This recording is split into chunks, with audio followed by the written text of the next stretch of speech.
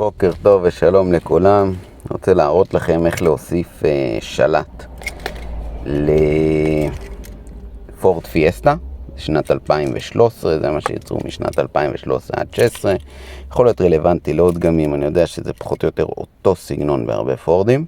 שיש לי את המפתח הזה, שבעיקרון הוא אמור להיות שלט לפורד פיאסטה, הוא מקודד, אבל הוא לא, עדיין לא מוגדר לאוטו הזה.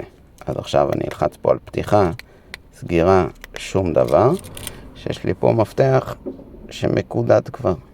הנה פתיחה, הנה נעילה, יש לי פה עוד מפתח שעובד, פתיחה, נעילה.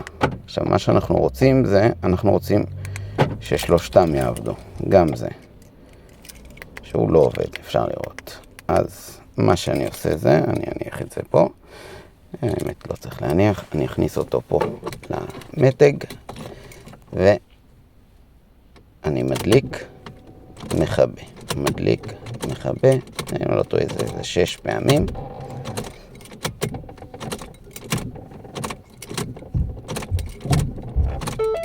עד ששמענו את הרעש הזה. עכשיו אני לוחץ פה, שמעתם את הצלצול, עכשיו אני לוחץ פה על השלט, עוד שלט הוספתי, עכשיו עוד אחד, זה חשוב לעשות את כולם, כי אם לא, מה שאנחנו לא עושים זה נאבד.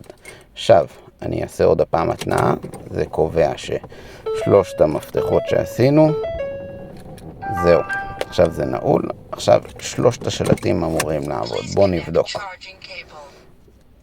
נלחץ פה על פתיחה, פותח, 2, פותח, 3, פותח.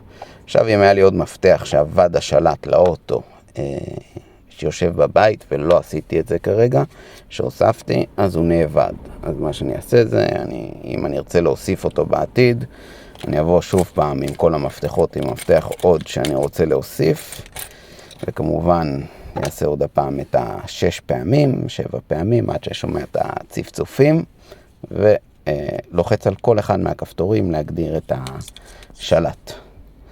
זהו זה, ככה מוסיפים או מורידים שלט מפורד פיאסטה.